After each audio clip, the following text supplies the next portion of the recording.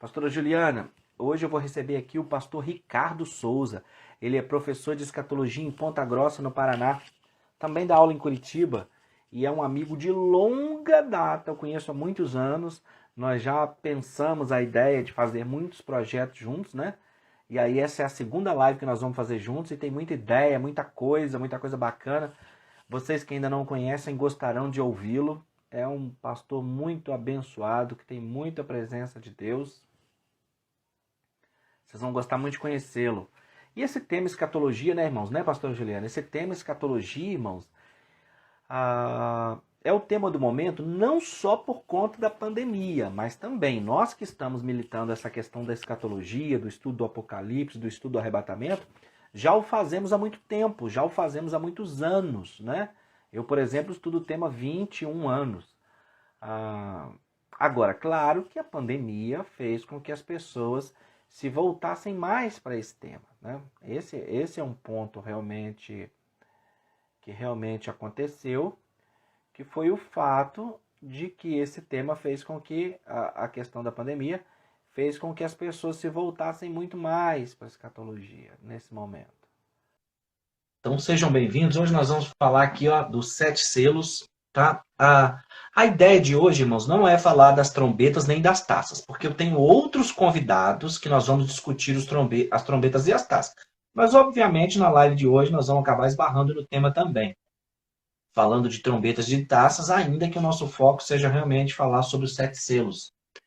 Conforme os irmãos já sabem, eu tenho esses temas também trabalhados no canal A Hora da Escatologia no YouTube, na playlist da Tribulação, em vídeos que estão na ordem, onde eu fiz lives com a pastora Mariângela, falando sobre os 7 selos, sobre as 7 trombetas e sobre as 7 taças. Hoje o convidado é o professor pastor Ricardo Souza, professor de escatologia no Paraná. Ele já está online aqui conosco e nós vamos ouvi-lo. Vamos bater um papo com ele aí a respeito, já solicitei ele, vamos bater um papo a respeito dos selos, tentar estudar a sua relação.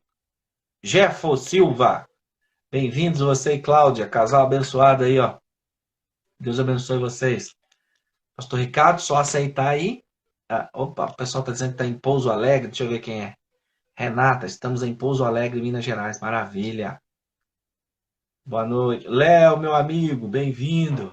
Muito bom ter você ao vivo na live. Maravilha. É isso aí, pastora Juliana, a turma está dizendo, o bicho vai pegar na abertura dos selos. É bem isso. É bem isso. Maravilha. E aí, meu pastor? Estamos aí. Ei, tudo na paz? Que alegria, rapaz. Tudo em paz, graças a Deus. Prazerzão, Rodrigo, estar contigo. Você não liga, não? Vamos economizar espaço, né? É Ricardo e Rodrigo, tá de bom tamanho. Perfeito, perfeito. Tô aqui falando de você aqui, falando que é o meu pastor, professor. Aí o pessoal já tá te dando uma boa noite aí. Então sinto-me muito honrado. Tô falando para eles que tem alguns irmãos que já assistiram a nossa primeira live, outros não. Então eu tô apresentando aqui, falando que você é professor de longa data aí, um amigo de longa data, que nós temos a ideia de fazer projetos. Eu queria que você soubesse que esse projeto está caminhando. À medida que ele estiver mais fora do papel, eu te chamo mais especificamente para a conversa. Então, penso que nós estamos sendo abençoadíssimos de, nessa noite, ter o privilégio de recebê-lo aqui no canal A Hora da Escatologia para bater esse papo sobre os selos aí, rapaz. Coisa muito boa. Que é isso? Eu estou diante do mestre, o privilégio é meu. Ó, os irmãos já estão perguntando aqui se você é pré-tribulacionista. Então você mesmo fala aí, você mesmo responde. Olha, eu sou antitribulacionista. Não quero de jeito nenhum passar por esse trem. Perfeito, maravilha. Os irmãos de cara... Estou brincando, mas eu sou pré-tribulacionista, sim, mas eu tenho algumas reservas, né? Algumas, assim, opiniões adjacentes sobre esse assunto. O pastor Rodrigo sabe disso, mas compactuo da visão dispensacionalista, né? Então, acho que nós estamos em casa. Perfeito, maravilha, maravilha. Os irmãos, porque tem uns irmãos que estão sabendo que eu fui convidado para participar de um debate aí, rapaz, se você puder até assistir no dia, Normalmente, pastor Ricardo, eu não participo de debate. Não participo, porque é uma leitura pessoal, mas eu não tenho nada contra quem participa. Inclusive, eu assisto os debates, sempre que posso, eu assisto. Mas eu tenho uma leitura de que é o seguinte, não sei se você vai concordar. Eu penso que os debatedores estão mais preocupados em desautorizar um ao outro em relação à Bíblia do que realmente esclarecer um ao outro. Então, na verdade, na minha leitura, posso estar errado. O debate, ele é uma luta pela alma dos ouvintes, pela alma dos telespectadores, não é? Aí às vezes, ambos os debatedores estão fazendo boas exposições bíblicas, mas um não presta atenção no outro no sentido de que está um doido para desautorizar o outro. Porém, é verdade. Não é? Porém, esse debate que eu vou participar, o organizador está até chamando de debate, mas são 3 xarás meus, são 3 Rodrigos. O organizador é um amigo que já fez live comigo e ele falou, rapaz, eu quero botar esse negócio lá na minha página para o pessoal aprender escatologia. E o outro, que é pós-tribulacionista, que também se chama Rodrigo, nós também já fizemos live juntos, e é um amigo também, e na verdade vai ser um bate-papo, apesar do anúncio dizer que vai ser debate. Então vai ser um bate-papo eu representando o pré-tribulacionismo, o outro Rodrigo representando o pós, e o Diego Rodrigo fazendo ali a mediação das perguntas que virão e etc. Então será mais ou menos nessa pegada, dia 15 de maio. Se você puder estar assistindo aqui pelo Instagram, eu vou ficar muito honrado. Mas olha, se eu estiver aqui, com certeza, nós temos um compromisso, acredito que de um jejum, mas eu ainda vou confirmar a data, mas será um prazer. Imagina se eu não gosto desse assunto, né? Pouco, né? Então, mas eu compartilho da mesma opinião tua. Eu também não sou fã, não sou dado a participar de debates, porque eu também vejo a coisa dessa forma. Os debatedores estão naquele afã de aguardar o próximo parar de falar para ele poder mostrar o lado dele.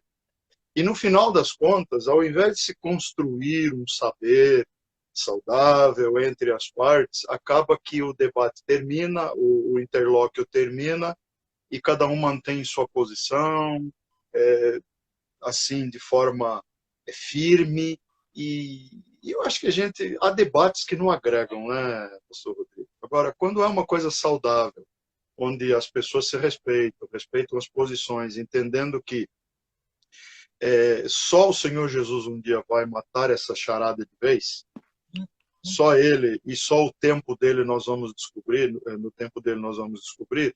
Então, se a gente se respeitar, disser, olha, você pensa que o Senhor vai voltar depois? Amém. Eu penso antes? Amém.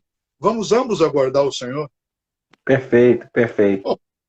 Perfeito. Pronto, aí morre o assunto. Perfeito, eu concordo plenamente. Eu já ouvi você dizer várias vezes, e eu acho muito bacana isso, quando você lembra, acho que as palavras de Agostinho, que nós devemos ser unânimes nas coisas fundamentais, nas cláusulas pétreas da doutrina, termos liberdade nas secundárias, mas em tudo tem que prevalecer o amor. Acho que é mais ou menos isso que você disse. É isso aí, perfeito. O resto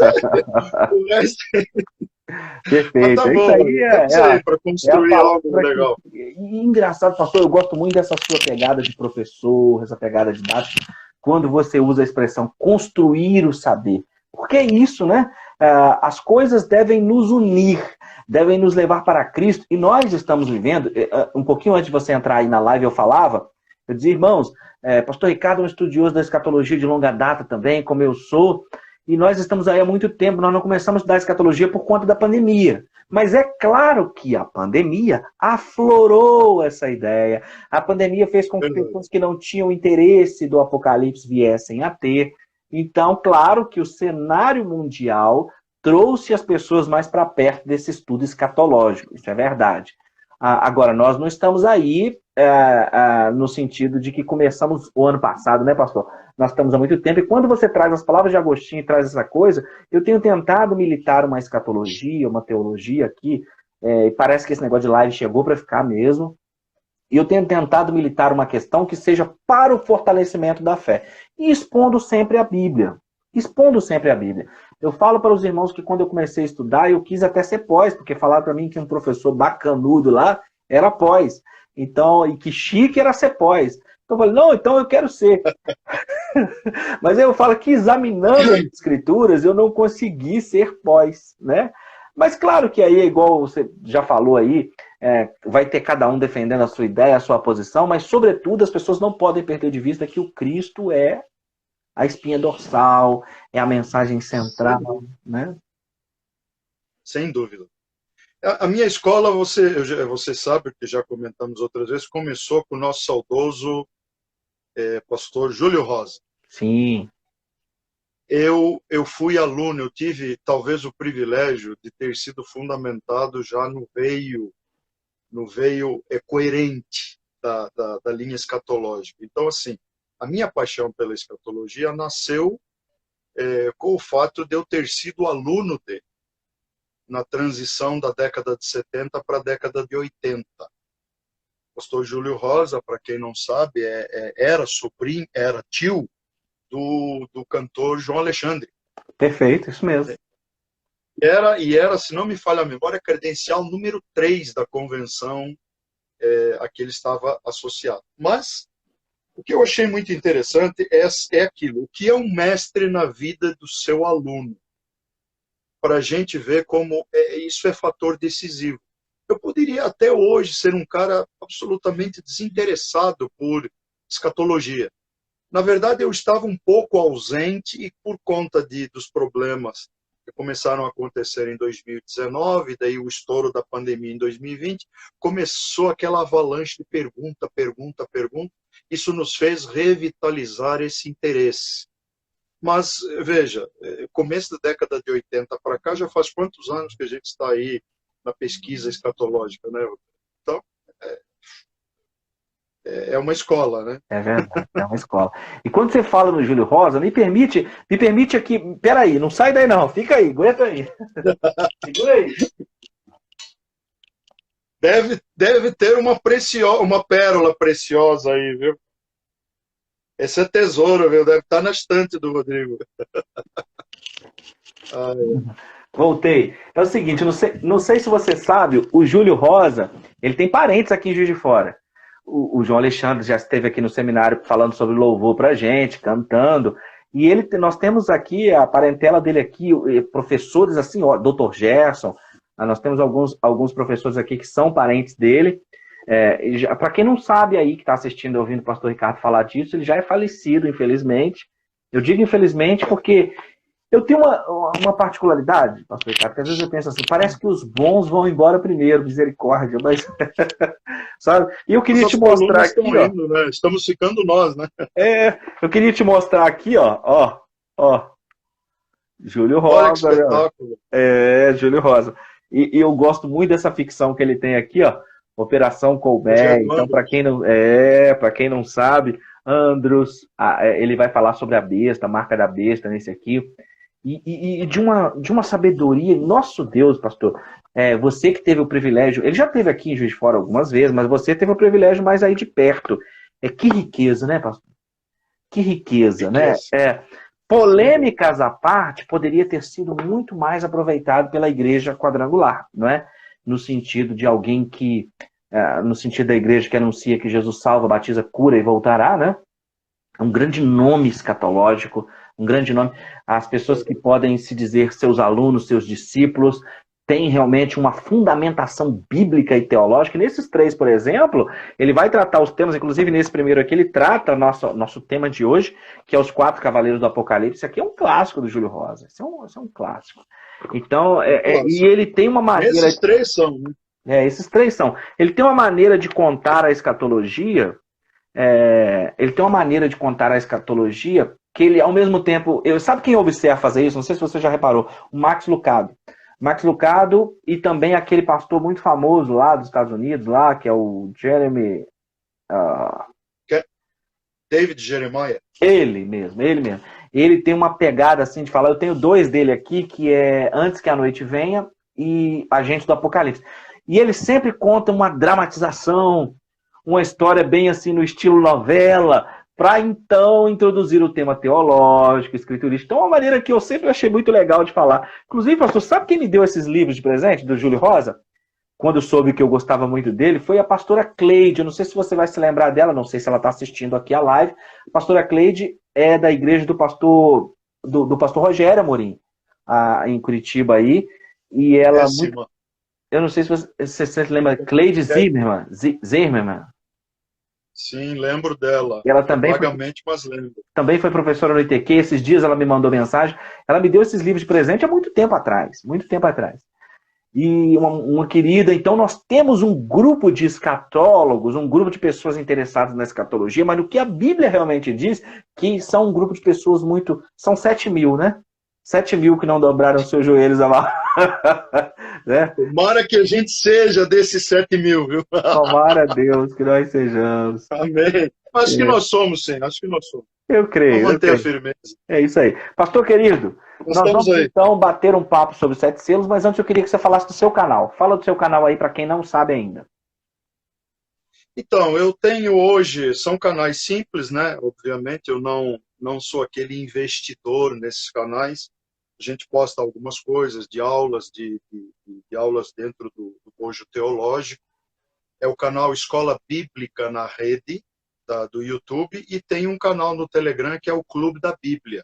Ali eu tenho alguns artigos, aquele mesmo estilo, aquela pegada que você fazia antes e acho que ainda faz no teu blog, explicando algumas coisas, inclusive coisas atuais. O último que eu coloquei lá foi exatamente a respeito de uma fundamentação bíblica acerca dos meus argumentos pelos quais eu entendo que a igreja não passará pela grande tribulação, Uhum. não defendendo linha A, B ou C, mas colocando a coisa numa linha bíblica. E também um artigo muito interessante onde eu trato da minha visão dos 144.000. Opa, Então, esses dois canais basicamente é o que trabalho. E o Instagram que fiz, na verdade, tenho ele por conta do teu incentivo, né? Porque também é um canal que eu movimento pouco ainda, eu não tenho essa manha, Rodrigo, essa pegada tua de anos aí de estrada, né, na mídia, mas a gente procura fazer o possível para se manter conectado com o nosso pessoal lá fora, o pessoal que nos ouve, que nos respeita.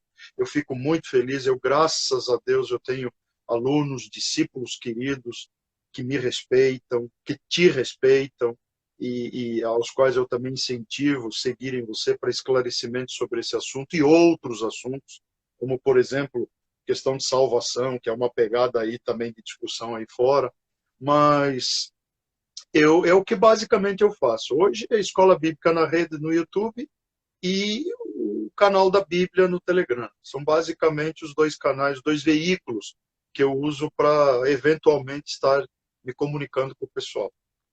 E, perfeito. obviamente, né, as reuniões pelo Google Meet ou Zoom, né, aulas, e isso aí é o de praxe, é a semana toda.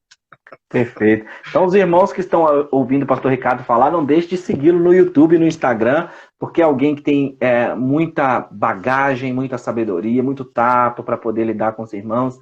Isso é muito importante, né, pastor Ricardo? Sabe uma coisa que eu percebo na escatologia? Às vezes, tanto no pré quanto no pós, eu percebo, às vezes, os irmãos muito soberbos, mano. Se você me permitir essa fala, e aí me corrija o tempo que você quiser, o momento que você quiser. Às vezes eu percebo as pessoas com conhecimento muito inchado. Claro que talvez nós também já tenhamos passado por este momento e já tenhamos tido isso em outra situação. Mas graças a Deus que o Senhor nos livrou disso. Porque a obra de Deus, a luz é de Deus, nós não temos... Aqui, ó, o pessoal está perguntando, pedindo para você falar de novo o nome do canal no YouTube. Escola Bíblica na Rede. Se digitar Escola Bíblica na Rede, Ricardo, já vai encontrar, acredito eu que vai encontrar mais fácil. Perfeito, isso aí, gente. E também eu tenho colocado na live que fiz com o pastor, também botei o link lá, mas é a Escola Bíblica na Rede. Tanto aqui no Instagram quanto no YouTube, gente. Então, às vezes eu percebo, pastor, que o conhecimento é libertador, o conhecimento ele transforma, ele abre portas, ele pode servir como um grande instrumento de evangelização para atrair as pessoas para Cristo. Mas tem gente que na hora de ensinar, na hora de pregar, na hora de passar isso, passa com muita soberba e sem, às vezes, o interesse evangelístico. E eu penso que o conhecimento é para isso.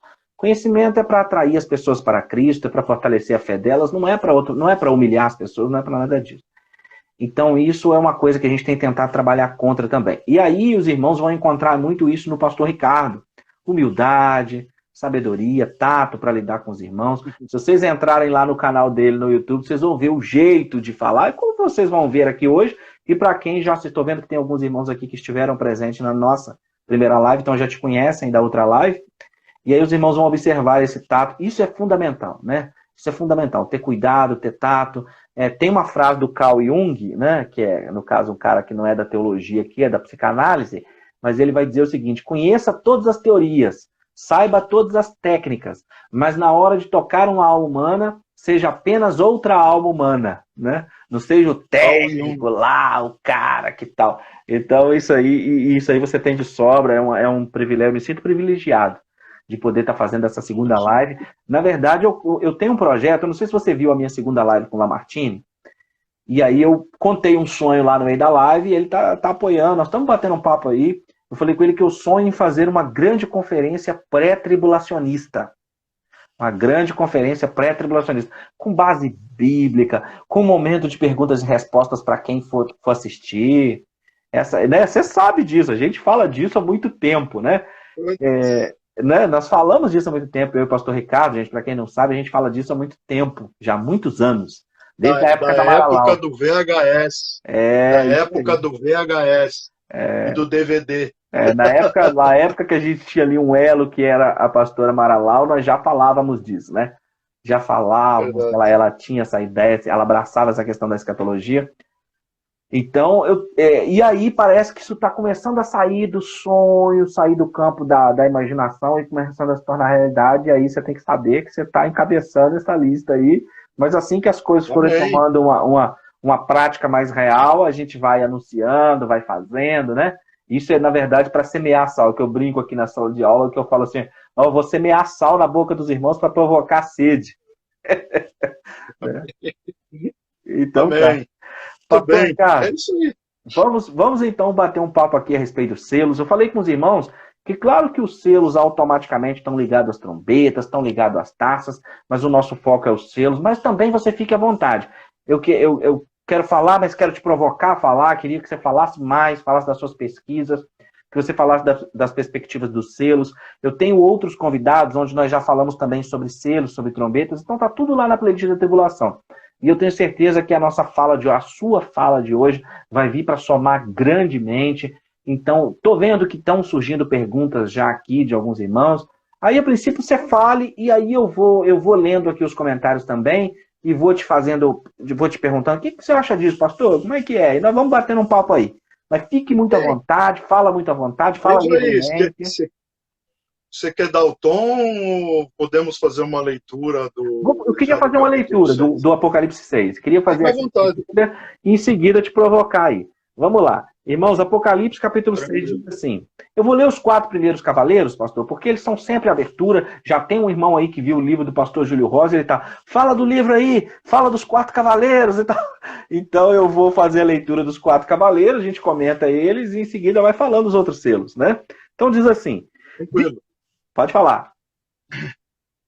Tranquilo. Vamos lá. Vi quando o cordeiro abriu um dos 7 selos, e ouvi um dos 4 seres viventes dizendo, como se fosse voz de trovão: vem. Vi então, e eis um cavalo branco, e o seu cavaleiro com um arco, e foi-lhe dado uma coroa, e ele saiu vencendo e para vencer. Quando abriu o segundo selo, ouvi o segundo ser vivente dizendo: vem. E saiu outro cavalo vermelho, e ao seu cavaleiro foi-lhe dado tirar a paz da terra, para que os homens se matassem uns aos outros. Também foi-lhe dado uma grande espada. Quando abriu o terceiro selo, ouvi o terceiro ser vivente dizendo: vem. Então vi, e eis um cavalo preto, e o seu cavaleiro com a balança na mão. E ouvi como que uma voz no meio dos 4 seres viventes dizendo: uma medida de trigo por 1 denário, 3 medidas de cevada por 1 denário, e não danifiques o azeite e o vinho. Quando o cordeiro abriu o 4º selo, ouvi a voz do 4º ser vivente dizendo: vem. E olhei, e eis um cavalo amarelo, e o seu cavaleiro, sendo este chamado Morte, e o inferno estava seguindo, e foi-lhe dada autoridade sobre a 4ª parte da terra, para matar a espada, pela fome, com mortandade e por meio das feras da terra. Aleluia! Pastor, esses 4 cavaleiros aí, eles trazem uma questão muito enigmática e muita discussão, porque dependendo da igreja que a pessoa tiver, o camarada vai falar que esse cavaleiro é Cristo, né? Dependendo da igreja que ele tiver, ele vai falar que é o anticristo. Como é que fica esse negócio aí? Olha, eu concordo contigo. Realmente tem muitos que dão esse direcionamento achando que o primeiro cavaleiro possa ser Cristo. Outros afirmam que esse primeiro cavaleiro pudesse ser o Império Romano. Outros afirmam que poderia ser o Evangelho. E há grandes nomes, inclusive, nomes que eu, inclusive, respeito, que afirmam ser Jesus Cristo por conta de algumas questões. Mas veja bem, se eu afirmar que esse cavaleiro é Cristo, a minha pergunta é: quem está abrindo o selo?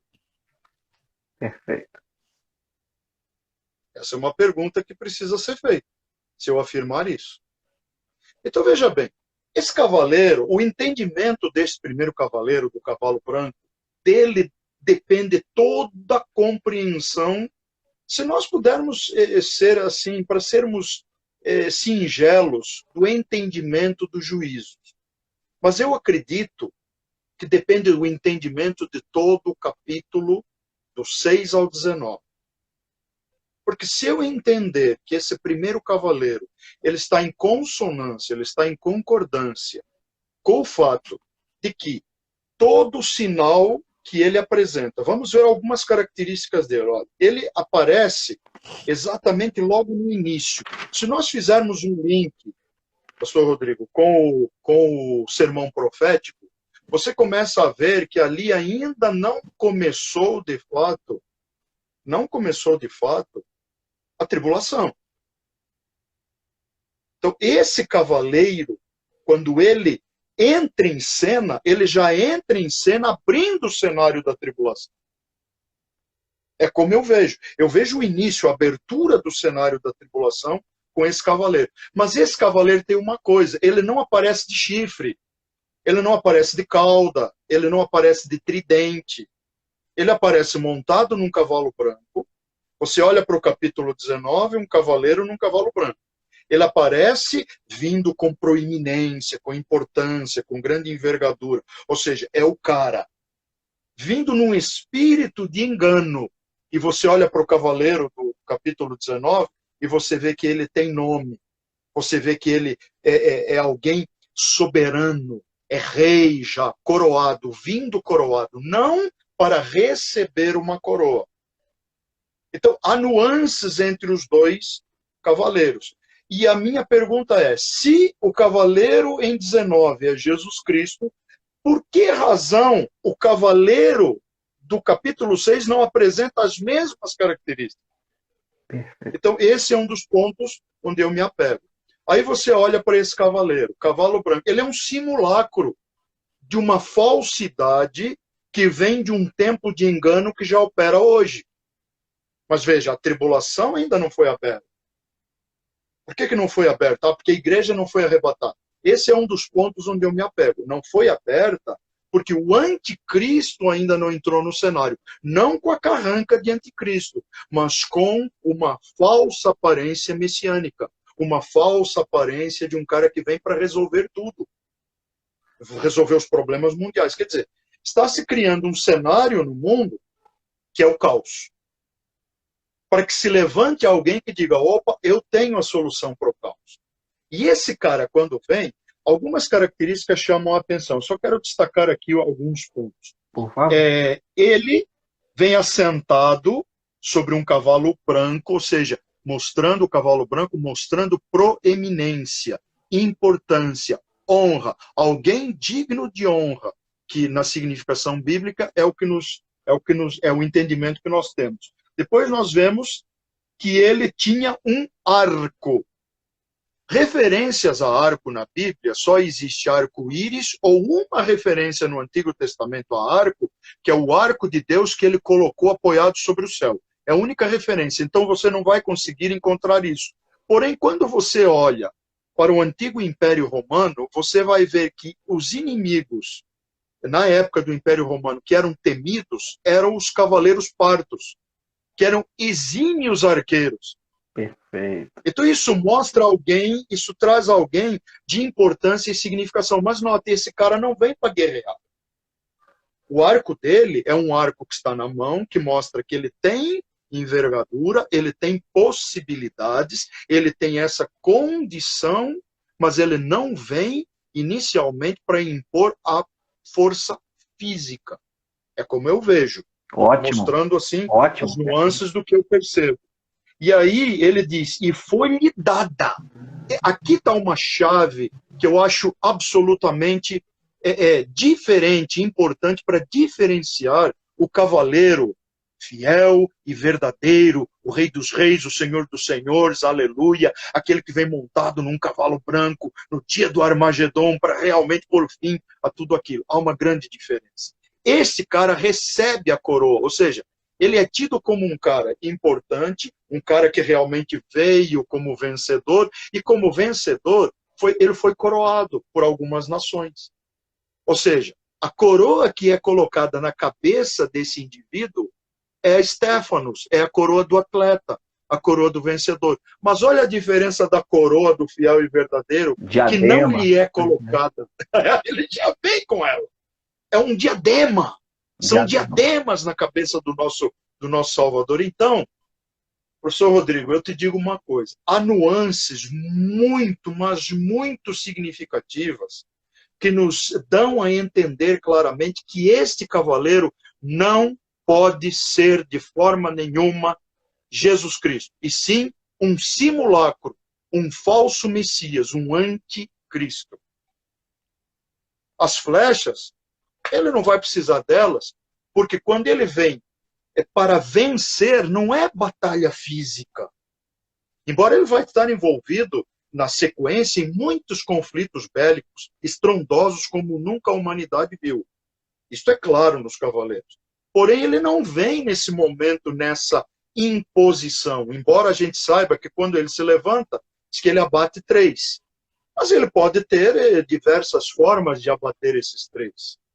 Entende? Não vem ao caso discutirmos isso agora, porque o nosso estudo de hoje é entendermos a abertura dos selos e essa abertura de um cenário, de um novo cenário, ou seja, a um descortinar de um novo cenário na história, que é exatamente o cenário da tribulação, que faz coro com Mateus no capítulo 24, versículo 9, que é onde de fato inicia a tribulação, com grandes conflitos, com tudo aquilo que os próximos cavalos vão desenhar. Então, esta é a forma como eu vejo. Esse cara não vem para vencer fisicamente. Ele vem talvez para vencer diplomaticamente, intelectualmente, unindo, fazendo fusões, fazendo aliança de paz com Israel, fazendo uma série de acordos que vão ser estrategicamente benéficos mundialmente, com vários grupos de nações, vários blocos governistas ou até blocos financeiros, haja vista que a Babilônia comercial, tanto quanto a Babilônia religiosa, vão se levantar. Então, quer dizer, esse cara tem que vir com uma base de apoio que não é mostrada nesse texto, mas já dá a entender os motivos pelos quais o anticristo precisa estar apoiado por alguém. Esse alguém quem é? É o cara que vai fazer o trabalho sujo, é o cara que vai convencer o mundo, é o cara que vai impor, fazer as imposições, que é o falso profeta. Para quê? Para que ele venha de uma forma a ser aceito como bom moço. O cara bonitão. É isso Só aí. que o bonitão, lá no meio da tribulação, ele vai revelar a sua face quando ele ficar mais endemoniado que nunca. É isso aí. Concordo em gênero, número e grau. Penso que o fato dele ter um arco, tudo que você falou aí, estou super concordando. Ele tem um arco sem flecha, indica que ele tem essa arma de caça selvagem, mas ele está sem flecha e está num cavalo branco, indicando essa falsa paz, esses acordos. Brilhante, perfeito. Então, eu concordo em gênero, número e grau. Não pode ser Cristo, porque Cristo acabou de abrir esse selo, como é que ele vai ser ele sendo cavalo branco? E além do mais, ele traz consigo guerra, fome e morte. Então, eu penso que a interpretação que trabalha com esse cavaleiro como sendo Cristo carece de muita hermenêutica, de muita interpretação bíblica. há um desejo, um afã de querer mostrar ali o triunfo do evangelho. E o fato de que Cristo veio chegando, cumprindo. Agora, isso aí vai cair justamente, desculpe, na situação dos amilenistas, quando eles tentam dizer que o Satanás está preso. Não é? Quando Jesus fala que não tem como entrar na casa do valente sem saquear, ele não estava ensinando uma doutrina no sentido que Satanás estivesse preso. Tanto que Pedro vai dizer que ele está ao derredor, buscando a quem possa tragar, não é?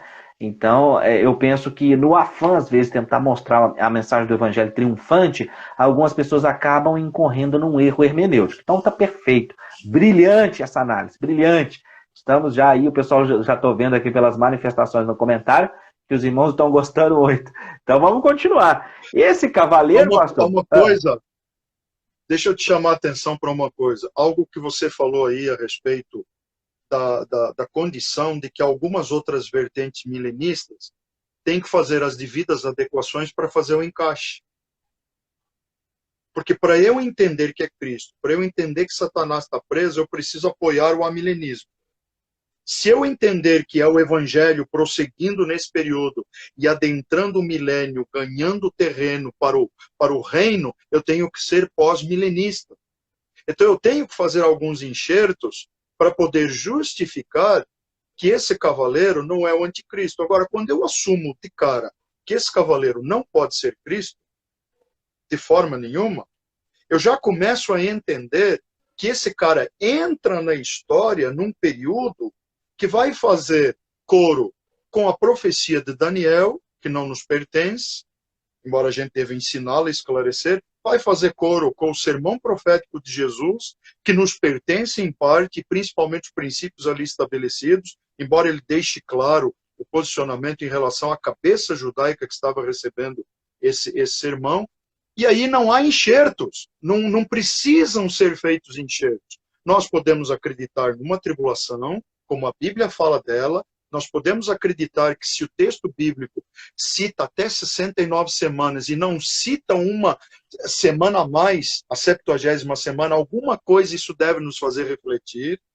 Ou seja, nós podemos apoiar o nosso pé numa base coerente de que haverá uma tribulação na terra, haverá concordância com elementos e eventos que estão contidos no Apocalipse, e haverá concordância com o fato de que o reino de Deus é literal, embora hoje ele esteja sendo pregado através da igreja, os sinais estejam sendo vistos, mas um dia o Senhor virá para instaurar esse reino, e quando ele vem, imediatamente após, a paz, e quando esse cara entra em cena, imediatamente após, há conflitos. É isso aí. Há caos. É isso aí. Uma coisa que você chamou a atenção, quando você falou na sua primeira fala aí sobre as profecias de Daniel, a manifestação desse líder derruba 3 reis. Então, a sua manifestação é dada a esses conflitos e a esses problemas e esses embates que vão fazer com que ele possa, então, ascender o cenário mundial. Isso nos leva a compreender, uma coisa que eu tenho tentado chamar a atenção dos irmãos aqui, é que não se entende Apocalipse sem Daniel. Não se entende Apocalipse sem Daniel, sem Ezequiel, sem Zacarias, não é? Então, para entender a ascensão desse líder, entender que ele não é Cristo, isso vai passar muito pelo Daniel, né? Esse outro dado que você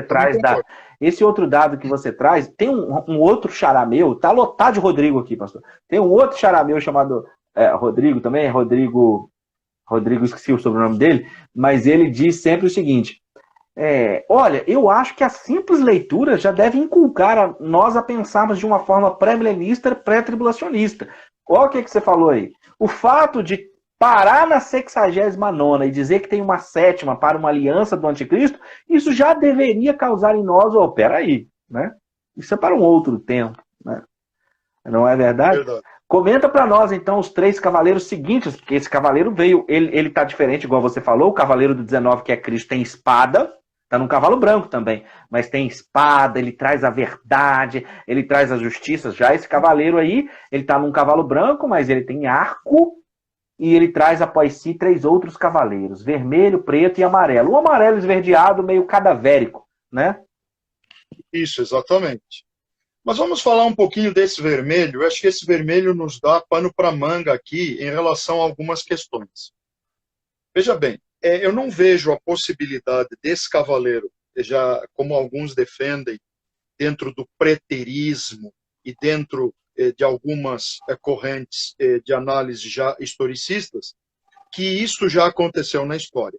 Porque, veja bem, por mais que a gente some todos os conflitos da história, principalmente os dois grandes Gs que tivemos aí, a primeira grande G, a segunda grande G, se nós somarmos todo o conflito e todo o contingente de pessoas que morreram, veja, será que se assemelha a isto que a gente tem aqui no cavalo vermelho?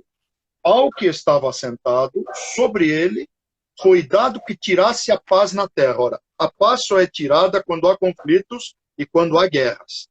Então, de cara, nós já temos que entender que aqui haverá guerra como nunca antes houve, potencializada como nunca antes houve e sem precedentes na história.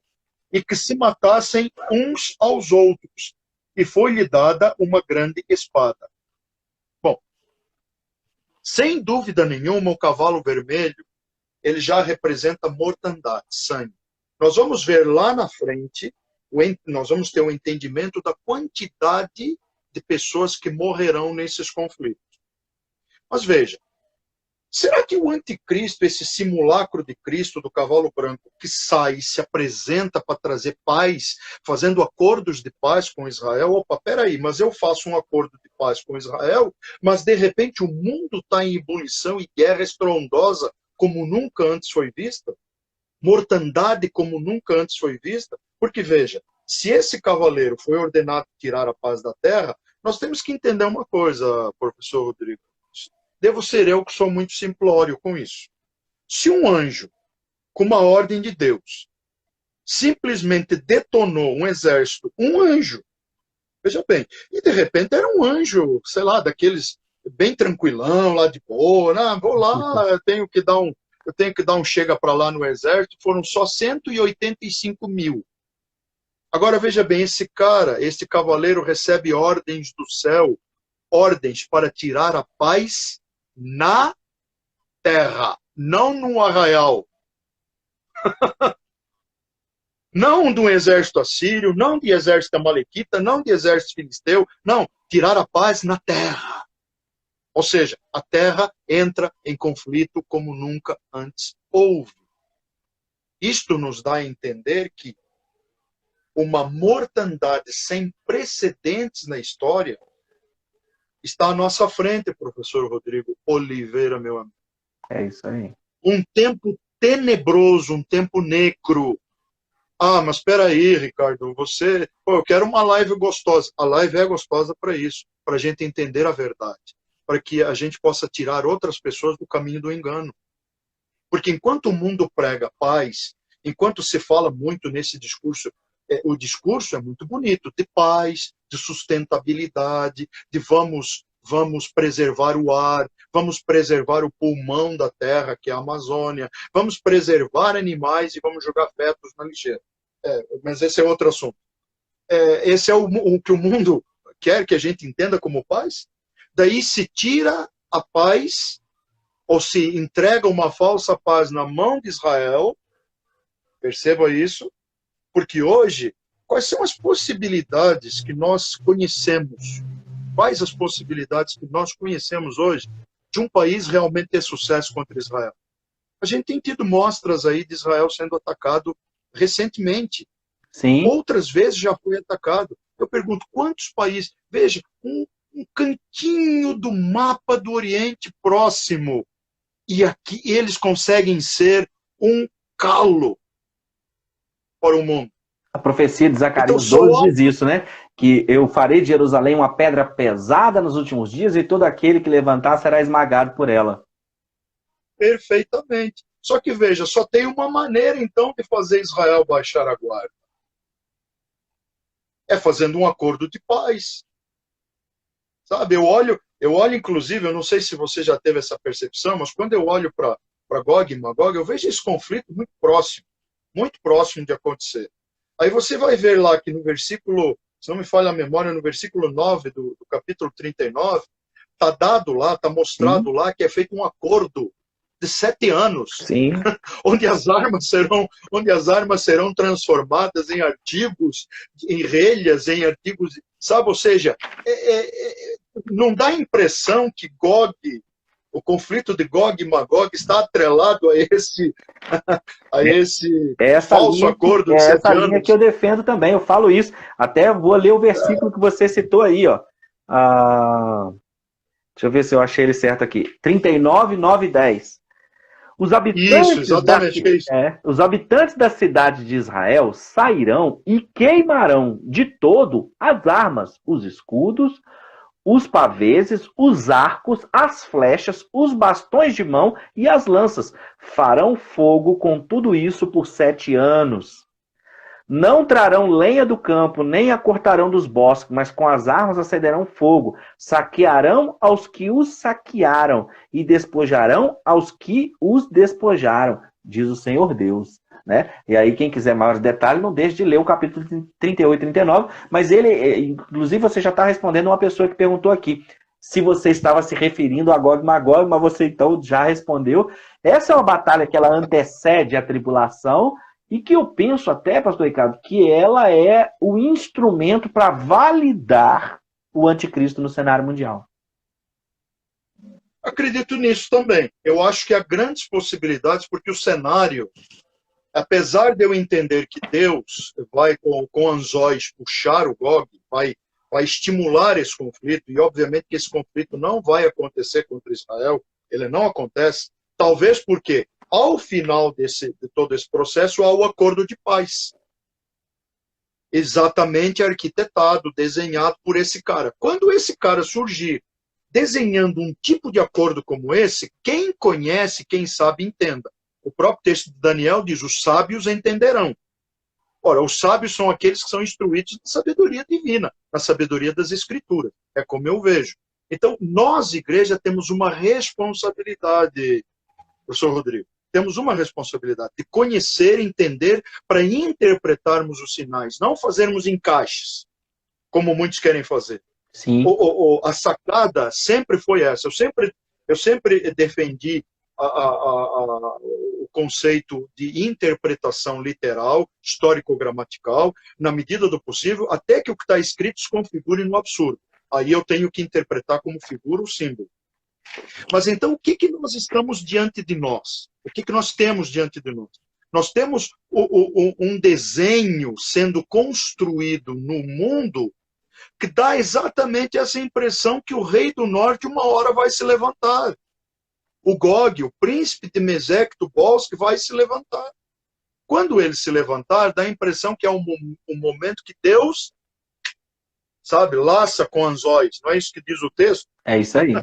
A profecia de Ezequiel. Então é Deus que vai criar esse momento, só que para a tristeza do Gog, ele sequer entra em Jerusalém, porque esses exércitos serão destruídos antes. Isso permite o quê?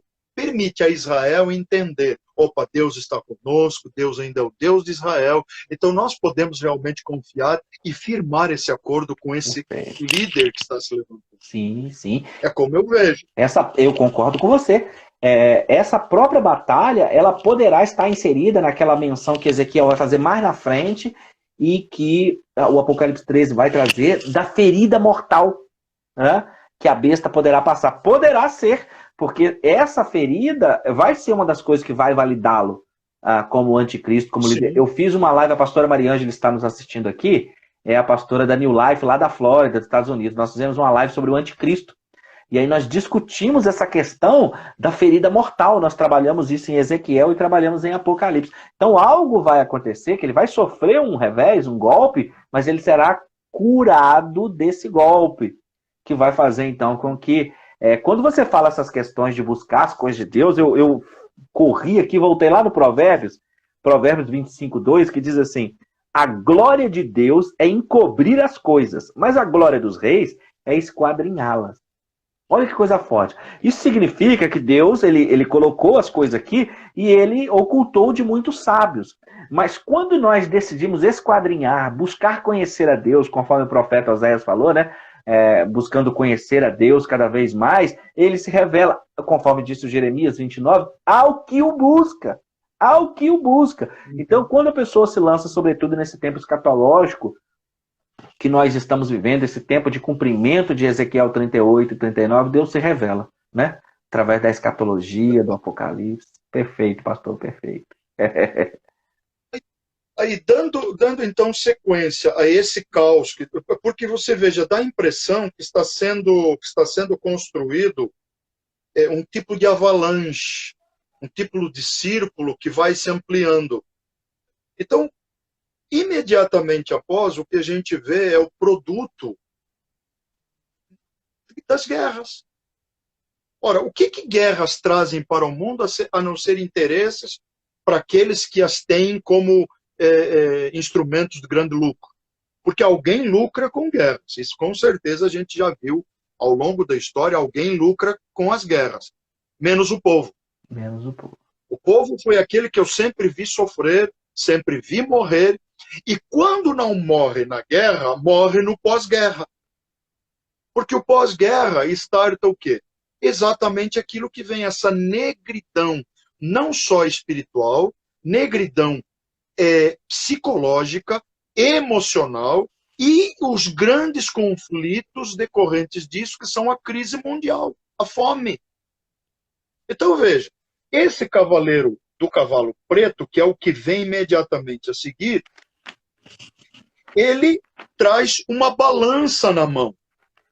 Ora, geralmente, no mundo que nós vivemos, no mundo secularizado que nós vivemos, balança é símbolo de justiça, que na verdade já não simboliza justiça nenhuma. Perfeito. Mas ainda bem que a balança na Bíblia não é o símbolo de justiça. Símbolo de justiça é veste branca. Símbolo de justiça é pureza, está em Cristo Jesus, é espírito. A balança na Bíblia é símbolo de negociações. É isso aí. É símbolo de comércio. É símbolo de pesos e medidas. Então, esse cara traz uma balança, ou seja, simbolizando que, teoricamente, a balança deveria significar equilíbrio financeiro e comercial, mas, na realidade, ele vem causar um distúrbio e um tremendo desequilíbrio. Desequilíbrio, perfeito. Por quê?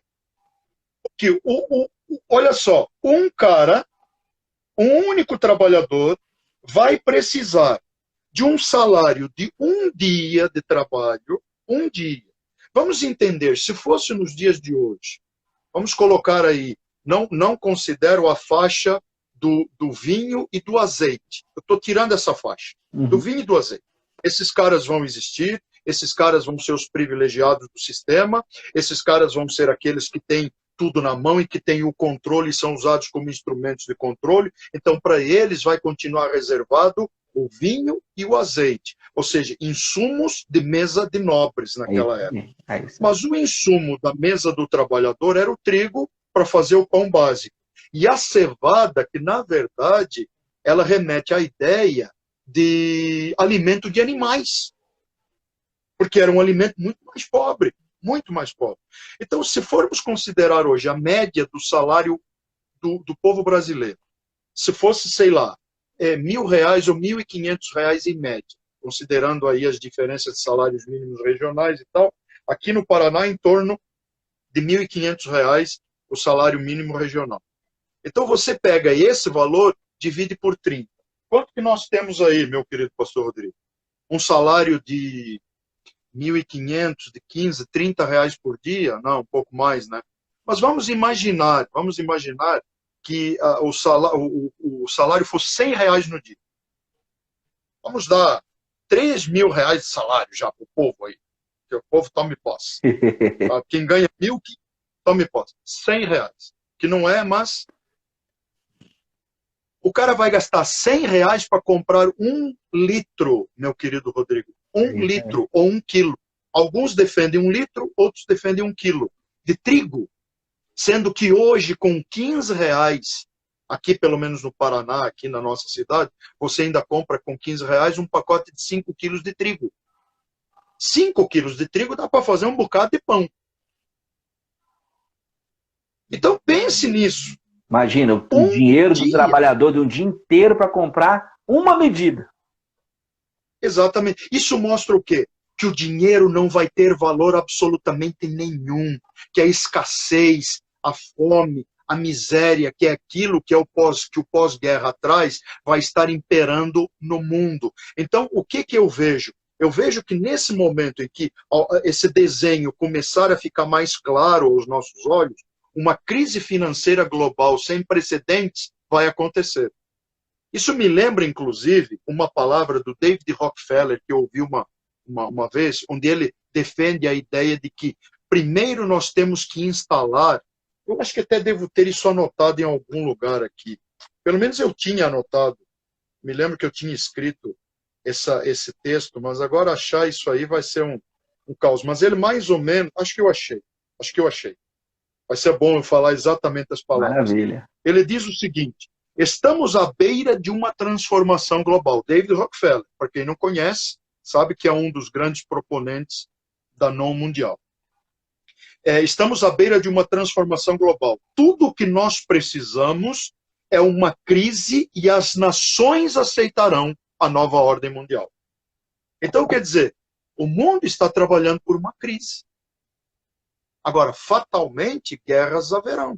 Elas já estão aí. Guerras, rumores de guerras, conflitos, etnias com etnias, povos com povos, nações com nações, reinos com reinos, já começam a dar sinal de efervescência. Ou seja, o Oriente Próximo, que é o termômetro, eu também olho assim, eu vejo que aquilo ali é o termômetro para medir a temperatura do mundo. Perfeito. Está a ponto de explodir. Agora, professor Rodrigo, se na época em que não haviam as tecnologias que nós temos hoje, porque, veja, a maior tecnologia, a pior de todas, que aquilo foi uma desgraça na humanidade, foi a explosão da bomba atômica lá em Hiroshima e Nagasaki. Fez o estrago que fez.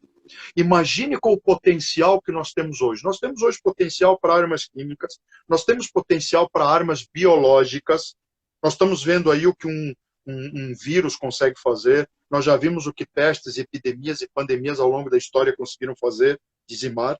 Nós temos aí hoje a possibilidade de bomba de hidrogênio. Sim. Nós temos a possibilidade de bomba de nêutrons. Jesus amado, ninguém tem ideia do estrago. As nações falam disso como se fosse plantar um gnomo no jardim de casa. Armamento escalar aí de alteração climática, né? Exatamente. Então, veja, nós não estamos mais falando em guerrinha, sabe, de carabina com aquela baioneta na ponta. Nós estamos falando de guerras com tecnologia que vão causar e destroçar estragos de proporções inimagináveis, meu querido. Inimagináveis. A palavra de Jesus então, em Mateus 24 foi de que esse período era um período tão incomum que nunca houve no mundo, nem tampouco haverá um período semelhante a esse. Exatamente. Então, veja, é o que essas guerras vão trazer, é o que esses conflitos vão trazer. E não é Gog e Magog que vai trazer isso. Não é Gog e Magog, não. É o conflito bélico já dentro do período de tribulação, mostrando que cadê o avatar da nova era? Sim. Seja ele o Mahdi islâmico, seja ele o líder da União Europeia, seja ele uma união, uma mescla islamo-europeia, sabe? Seja o que for que esse anticristo se levantar, o fato é que ele vai ser algo que vai conseguir abraçar várias etnias e ser aceito por vários povos. Esse é um fato que eu vejo em comum, vindo ele da União Europeia ou vindo de outro lugar. Vai ter uma certa influência islâmica por trás disso, isso eu não tenho a menor dúvida hoje. Perfeito, também concordo com isso. Porque eu acho impossível deixar fora da profecia hoje uma nação, um povo, que são quase 2 bilhões de pessoas no mundo. Acho impossível eles não estarem na profecia. Então a gente sabe, né? Não vamos entrar nos méritos, mas nós sabemos. Então isto vai acontecer. Isto vai acontecer. Essa questão dessas fomes. O próprio texto de Mateus, do Senhor Jesus, ele declara isso. Haverá fomes. E quando ele diz, por que ele não diz só haverá fome? Ele coloca isso, o texto está traduzido numa forma plural, para mostrar que isso não é uma coisa setorizada. É uma coisa que vai envolver Se não envolver todo mundo, vai envolver no mínimo 90, 95% do mundo, da população da Terra. Sim. Aí é óbvio, né? É óbvio que nós estamos diante do cenário do descortinar do próximo cara que vai ser chamado e vem a galope. Próximo cavaleiro, o cavaleiro esverdeado. Por que esverdeado, o pastor Rodrigo falou? Que o texto, queridos, que traduz a palavra amarelo, na verdade, no grego, no Novo Testamento, é cloros, né? E cloros não é uma substância amarela, a gente sabe disso.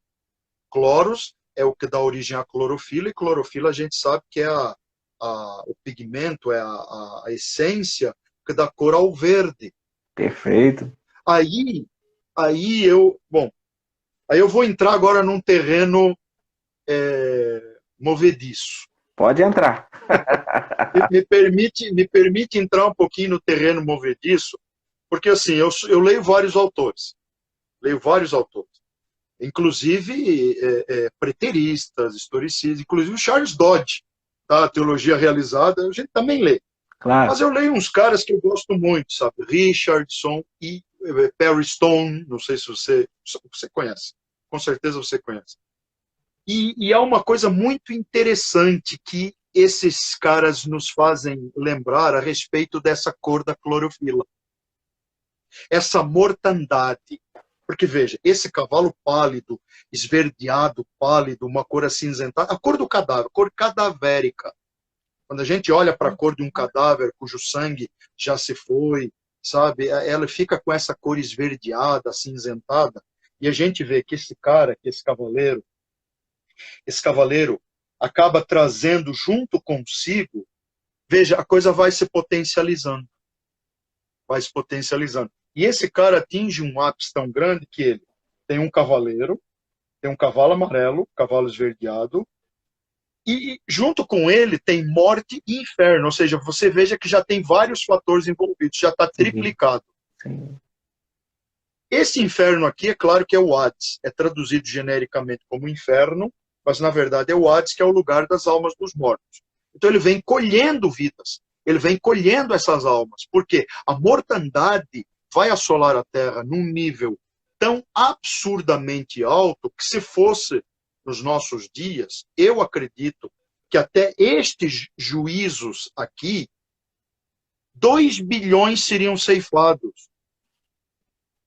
Isto que ainda não, lá na frente tem as trombetas e as taças, mas eu estou falando até aqui, até esse momento, até esse produto das guerras, que teve uma evolução para a fome, crise financeira global sem precedentes, não que o mundo já não esteja passando por isso, e depois realmente o produto final. Não há como resistir. O cara com fome, o cara sem dinheiro, o cara sem atendimento médico, o cara debilitado, ele vai morrer. Nesse ponto, as feras do campo, sejam eles feras de grande porte ou feras microscópicas, elas vão assolar a humanidade e o homem não vai resistir. É isso aí. Tua morte será muito grande. Sem falar que nós nem entramos nesse mérito, sem falar do resultado que pode acontecer ao ser humano como produto do pós-guerra se for um conflito atômico.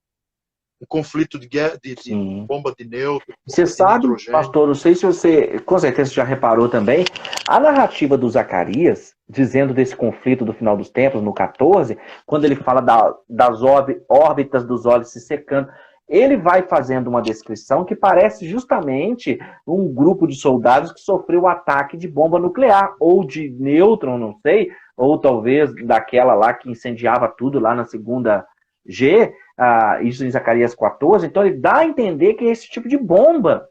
Então, cada vez mais nós vamos vendo a profecia se encaixando na mão como uma luva. Quando você segue aí pelo caminho do verde, veja se isso não aponta para as bandeiras, né? Vou tentar não ser, não é? Vou tentar não ser tão detalhista, né? Mas veja, todas as bandeiras da Irmandade Mu estão esverdeadas, seja a bandeira, não é? Dos antigos persas, que atualmente é o grupo que enriquece urânio, seja a bandeira da antiga Babilônia, Síria, aquela região que hoje... Estou tentando não dar o nome aos bois, mas é claro que os irmãos já estão entendendo. Todos eles são representados pela cor verde. Já entenderam, né? Claro. Quando você falou de matança aí, né? Todo mundo está vendo a notícia daquele irmão lá, que é cristão, que estava construindo igrejas no Egito, e ele foi, você viu aquilo? E ele foi fuzilado, foi morto ali. Então, essa é uma marca, a matança é uma marca dessa bandeira verde aí, ó. Os irmãos já estão falando aí no comentário qual país, os países da bandeira verde, então tá por aí, os irmãos estão dizendo, nós estamos vendo que os irmãos já estão fazendo a correlação. Estão antenados, estão ligados. Não é? Mas é isso. Era esse o ponto que eu queria chamar a atenção. Mas você veja, nesse ponto a humanidade está, sabe, assim, no caos absoluto. Caos absoluto. Olha, ainda que não haja, nesse momento, pelo que a gente pode perceber, ainda não houve, até aqui, ainda não houve interferência na natureza. Repare nisso. Ainda não foi danificada, não foram danificadas as árvores, as águas.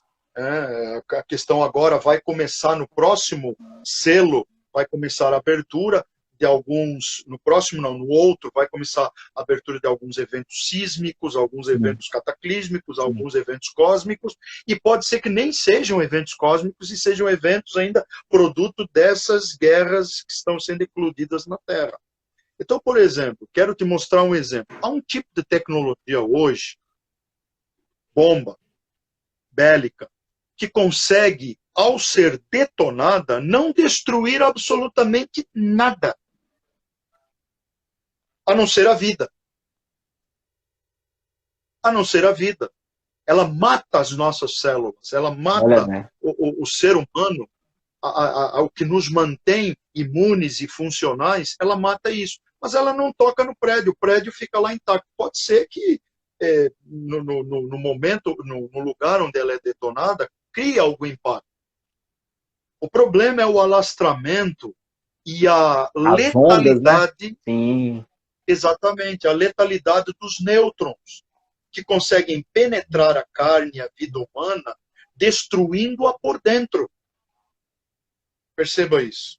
Verdade. Então, quer dizer, nós estamos, Rodrigo, nas mãos, sabe? Se qualquer louco aí que resolver um dia olhar para o botão vermelho e dizer que hoje é o dia dele, a gente está na mão desses caras. Então, não fosse Deus, não ser Deus nos sustentar e a sua infinita bondade, misericórdia, a sua sustentabilidade, nos suportar enquanto igreja, enquanto na terra, enquanto povo de Deus que está sendo protegido pelo Senhor, ainda que a gente passe por tribulações, ainda que a gente passe por dificuldades, eu vejo que Deus, na sua infinita bondade e misericórdia, tem nos sustentado, tem nos protegido.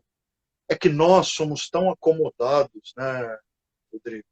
Somos tão acomodados ao que é bom, ao bem bom, que qualquer sopro aqui no Brasil, a gente já acha que é dificuldade e tribulação. Sim. Mas ainda hoje nós estávamos num grupo de amigos e eu falei, no Brasil ainda não chegamos numa situação de chegar a ter cócega no pé. Nós somos privilegiados. E o que nós temos feito com o privilégio que Deus tem nos dado? Boa. Pastora Maria Ângela provocou isso aí. Ela falou e você está concordando na fala dela, está aqui assistindo, agora ela está botando mais um comentário. Cristãos ocidentais, sobretudo aqui no Brasil, nós ainda gozamos de um certo conforto e privilégio, ao passo que cristãos em outros lugares estão sendo perseguidos. E com essa liberdade era para, talvez, claro que envolve um momento da preparação, eu vou falar de uma hipérbole, mas talvez nós devêssemos estar fazendo live o tempo inteiro, hora após hora, um atrás do outro, para poder alertar, para poder despertar. Quando você fala dessa questão de armas que às vezes não destroem a infraestrutura, mas destrói o ser humano, eu me lembro que houve uma acusação durante aquela invasão do Iraque, aquela guerra do Iraque, e algumas pessoas acusando de que nas munições e outras coisas estavam se usando urânio empobrecido. O enriquecido é para gerar a arma nuclear. O empobrecido, o contato com ele constante vai provocar câncer e uma série de outras coisas. Então existe uma série de guerras microbiológicas aí acontecendo, nós estamos vendo essa situação do mundo atual, que realmente a vida humana está cada vez valendo menos, mas é conforme você disse, glória a Deus, porque o Senhor tem nos sustentado, a sua potente mão está protegendo, e ele botou um anzol no nariz. Quando você chamou a atenção para a questão do verde, aí nós falamos essa questão da bandeira, um irmão colocou logo aqui embaixo, falando sobre esse Estado islâmico, essas coisas todas, que trabalham com decapitação. Aí, imediatamente, a Carlinha está comentando aí, pastor. Lembra da Carlinha, né? A Carlinha aí do Paraná, esposa do Ricardo, seu xará, que trabalhava com a pastora Mara Lau. Ela está colocando: estou absolutamente convencido de que, ela está citando Paulo, de que os nossos sofrimentos do tempo presente não podem ser comparados com a glória que em nós será revelada. Romanos 8:18. Isso aí, Carlinha, muito bem. Quando você fala essa questão do verde, e você falou essa questão do verde, um irmão colocou aqui do decapitado, eu imediatamente pensei em Apocalipse 20, versículo 4. E aí, quando você chamou a atenção das chaves de interpretação, de prestar atenção naquilo que o texto está falando, você falou mais cedo aí na live, olha o 20, versículo 4, o que ele diz da tribulação. Vi também tronos, e nestes sentaram-se aqueles aos quais foi dada a autoridade de julgar. Ok? Vi ainda as almas dos decapitados por causa do testemunho de Jesus, bem como por causa da palavra de Deus, tantos quantos não adoraram a besta, nem tampouco a sua imagem, e não receberam a marca na fronte e na mão, e viveram e reinaram com Cristo durante 1000 anos. Então, existe uma forma de extermínio desse governo, desse regime, dessa totalidade, desse totalitarismo dos últimos dias, que está ligado a uma forma de extermínio que é a decapitação. Né, pastor? Eu creio que sim. Porque o texto é tão claro em relação a isso, Rodrigo? O texto poderia simplesmente citar a morte e acabou. Mas o texto diz que aquelas almas, aquelas no final da tribulação. Porque o próximo selo vai mostrar almas que são os mártires da tribulação. Perfeito. Esses do início, que a gente vê aí na abertura do 5º selo. Aquelas almas que clamam embaixo do altar, mostrando que são almas cujos corpos ainda não estão glorificados, porque ainda estão aguardando. Aguardando quem? Aguardando a chegada desses aí. Sim, isso aí, perfeito. Desses que ainda farão parte do bojo da primeira ressurreição ao final da tribulação. Acalmem-se, calma um pouco mais. Senhor, até quando, Senhor, te deterás e não vingarás o sangue? Quer dizer, eles não estão pedindo por eles, mas eles estão vendo o todo, os acontecimentos que se descortinaram na tribulação, que já gerou uma mortandade enorme. Ou seja, isso mostra o quê? Que justos, teoricamente, salvos e aquelas pessoas que se converterem ainda na tribulação, e eu creio nisso, eu creio que há o trabalho dos 144 mil, há o trabalho das 2 testemunhas, que vai ser extremamente efetivo, então haverá uma grande colheita de almas, então eu acredito nisso. Esses já estão preservados, mas veja, a essência terrena ainda está neles, a dor ainda está neles, porque ainda não houve a transformação em incorruptibilidade pela qual a noiva já passou. Então, esses são as almas daqueles que estão exatamente na abertura do 5º selo. Aí, quando a gente dá um salto para o final da tribulação, que o Senhor está mostrando uma fase inicial, dentro do primeiro período de 3 anos e meio, e depois o Senhor vai mostrar na sua vinda o término, a conclusão do período da primeira ressurreição, que é a ressurreição bem-aventurada. E aí, nessa daí, quem ele mostra? Exatamente aqueles que forem produto de decapitação. Agora, quem traz de forma feroz? Olha, eu vou citar e vou citar de forma direta, porque isto, até mesmo os nossos queridos, e eu respeito muito, sabe, eu tenho as minhas reservas muito grandes em relação ao Islã, mas eu acredito no povo muçulmano, que há muita gente sincera. E muita gente que tem se convertido ao Senhor, graças a Deus, Amém. e graças a Deus por ministérios que trabalham junto aos muçulmanos, às comunidades muçulmanas, e muitos sofrem por terem que esconder sua identidade cristã, infelizmente. Mas eu sei disso porque partilho de alguns grupos e de treinamentos que são voltados ao povo muçulmano. Mas veja bem, o único livro, o único povo que é ensinado pela Sharia, pelos hadiths, aqui, se houver morte, que seja morte por decapitação aos infiéis e configuram-se infiéis aqueles que são cristãos ou judeus, são o Islã. Sim. É o único. É a única, meu querido Rodrigo, por mais que no futuro se levante uma religião falsa, ecumênica, fusão de N religiões do mundo sob a batuta do falso profeta, eu digo para você, nenhuma outra religião impõe nos seus escritos, seja os Vedas, seja o livro de Buda, seja que livro for, impõe um jugo de sacrifício tão hediondo como a Sharia impõe. Perfeito.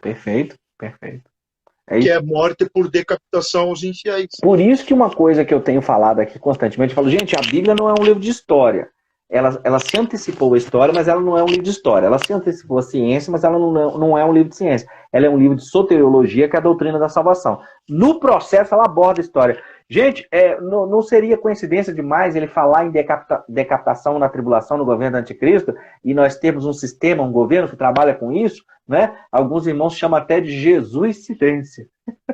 Pastor Ricardo, deixa eu te perguntar uma coisa. Quinta-feira que vem, às 21 horas, você tem compromisso? Não. Porque é o seguinte... Na verdade temos, mas a gente faz as adequações. Faz as adequações, perfeito. É porque é o seguinte, nós estamos com 1h15 de live. 1h15 de live. E temos ainda um mundo aqui para falar, e está muito interessante. Estou vendo aqui que os irmãos estão gostando demais da conta.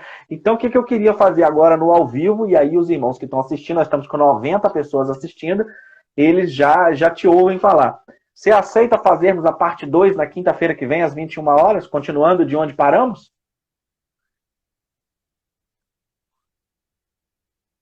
Eu não estou vendo aqui, mas você deve estar vendo aí as respostas. Então, eu estou te perguntando se você aceita. Os irmãos já estão falando. Não, eu estou de pé. Não, eu sou servo do reino.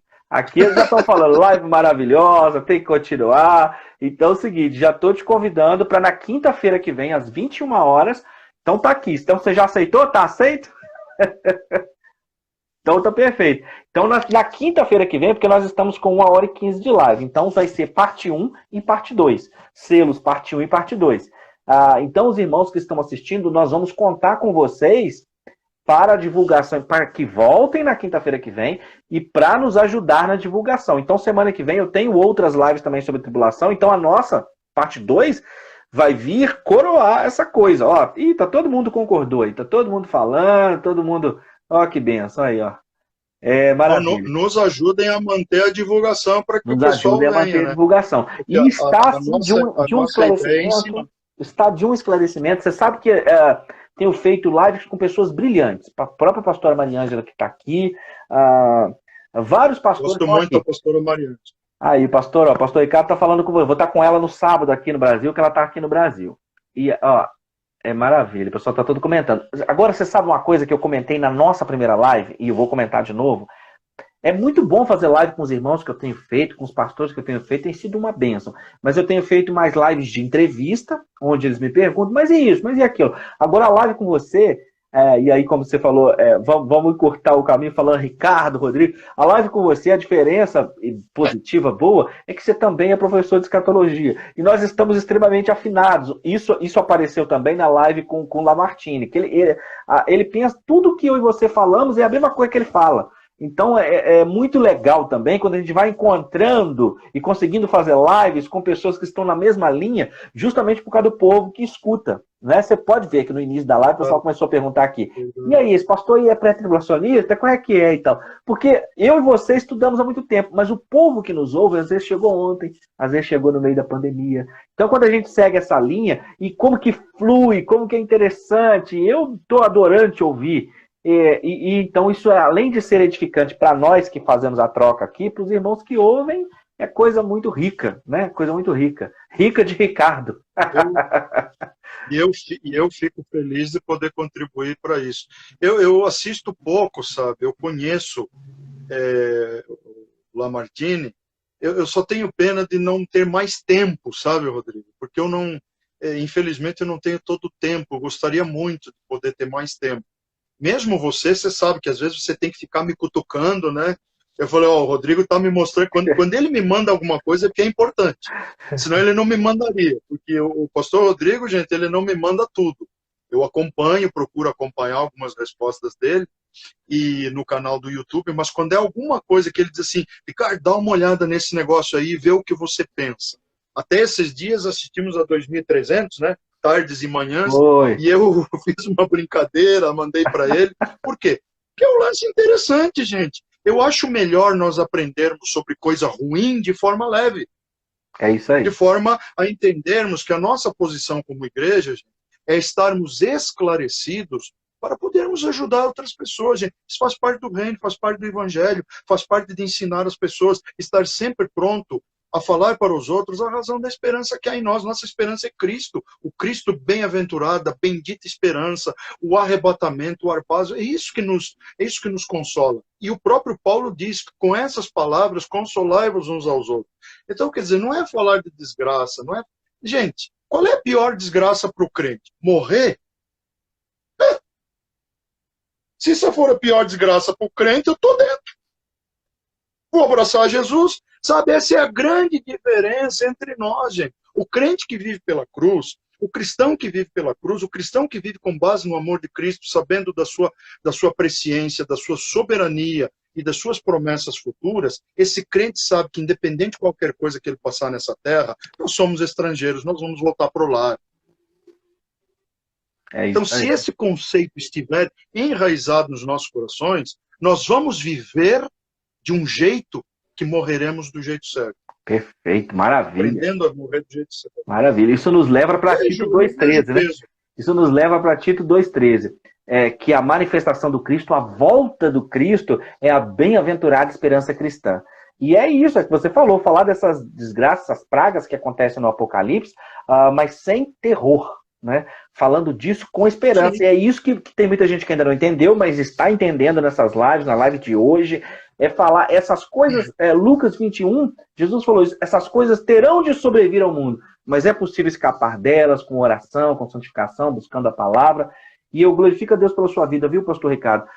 Os irmãos que não sabem, a gente se conhece há muitos, muitos anos, nosso contato ainda não tinha esse negócio, né, pastor? Negócio de Facebook, Instagram, não tinha nada dessa coisa. Nosso contato era ali pelo e-mail, e aquela coisa, e a gente falando, eu te mandei, tinha os DVDs, o telefone, aí os DVDs naquele momento, e a gente estreitando esse pensamento, nós temos que ter uma conferência pré-tribulacionista, nós temos que falar, temos que ter um grande congresso para explicar as coisas para as pessoas, mas Deus é bom, né? As coisas acontecem não no Cronos, né? No tempo cronológico, mas no tempo Kairos, e hoje nós estamos tendo a oportunidade de fazer essa nossa segunda live, um tema extremamente esclarecedor, que é dos selos, que a riqueza que você trouxe para nós hoje, e os irmãos já sabendo, então, que na próxima quinta-feira nós vamos ter a parte 2 com esse bate-papo aí com você, nos trazendo essa riqueza. Porque você, Ricardo, é uma pessoa que, igual você falou, esse negócio do tempo, de mídia e tal, as pessoas precisam te ouvir,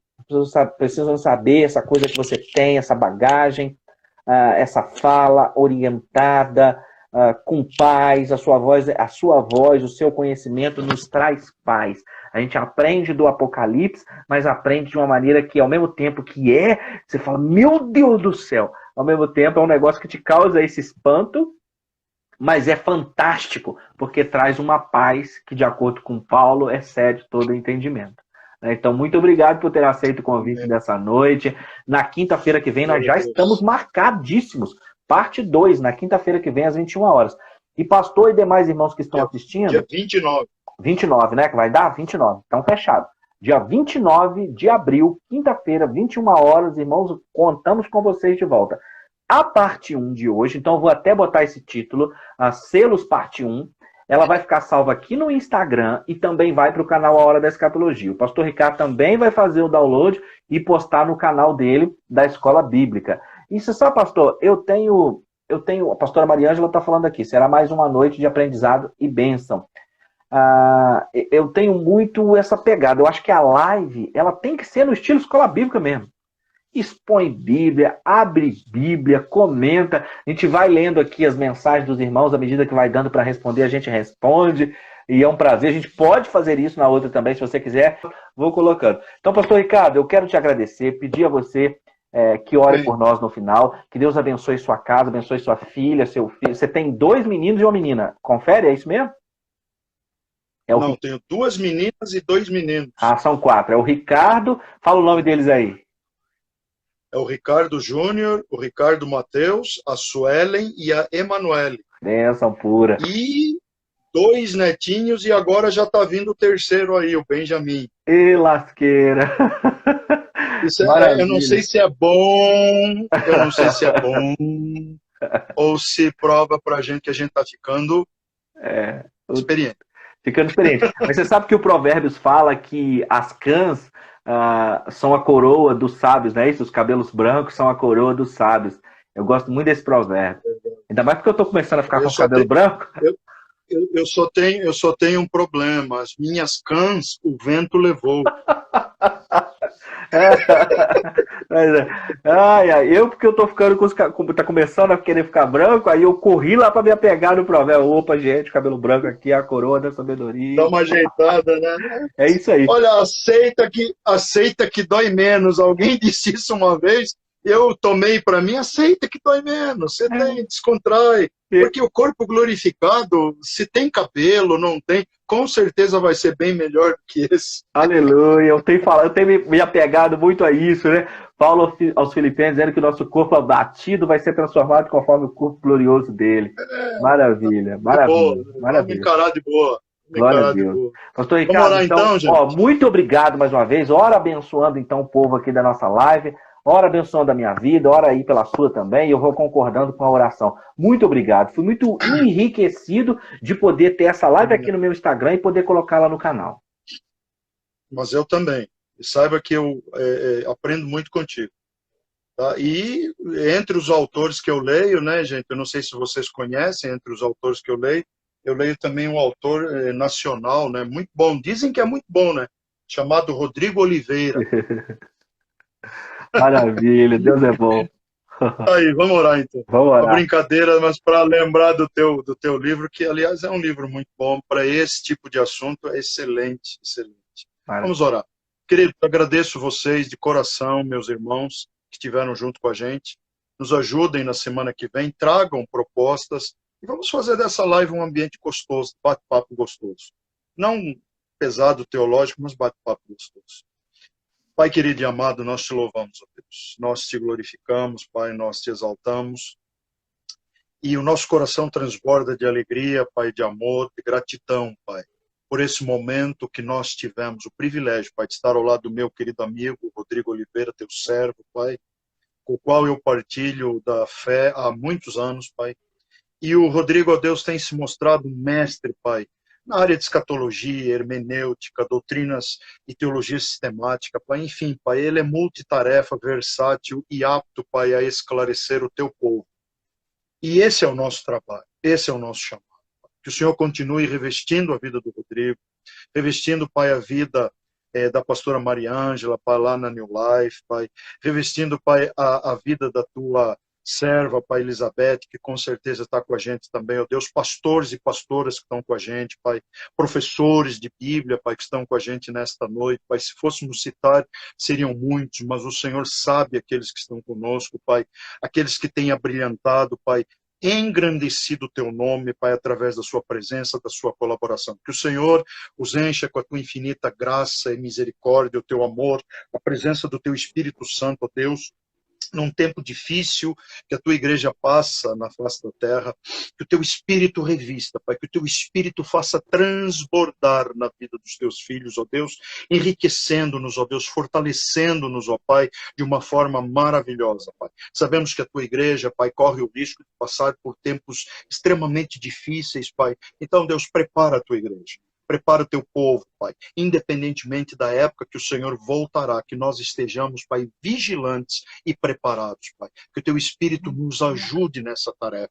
Que o teu Espírito nos ensine, faça transbordar, e o teu conhecimento nos solidifique, Pai. O teu conhecimento da tua palavra nos alimente de forma a que tenhamos o necessário, mais que o necessário, Pai, para podermos dividir esse pão com outras pessoas, Pai. E possamos ainda, Pai, através da nossa vida, da instrumentalidade, a minha, do Rodrigo, da Mariângela, de tantos outros, Pai, missionários que estão nessa live e nos ouvirão depois, que o Senhor transborde a partir das nossas vidas e almas possam ser atingidas, pessoas possam ser tocadas e haja reconciliações, Pai, hajam conversões, Pai, e o teu infinito amor cubra essas pessoas, Pai, enquanto podemos aguardar a tua volta. Pai, reveste-nos, Pai, as nossas vidas, nossas casas, nossas famílias, a vida de cada um, de cada uma de tuas filhas que está presente ainda nesta live, esteve presente conosco, Pai, que o Senhor os encha de amor e graça, Pai. Esta é a nossa oração, Pai, no santo nome de Jesus, Pai. Nosso coração se alegra, Pai, porque verdadeiramente sabemos em quem nós temos crido e verdadeiramente sabemos a fonte da qual nós bebemos, Pai. Faça transbordar das nossas vidas para as vidas deles e da vida deles para a vida de outras pessoas, Pai. É isso que nós pedimos, Pai, no santo nome de Jesus Cristo. Amém. Amém, Jesus. Glória a Deus. Muito obrigado pela oração, pastor querido. Muito obrigado. Nós vamos nos falando, então, quinta-feira que vem, 21 horas, nós estamos aqui batendo o cartão em nome de Jesus. Certeza.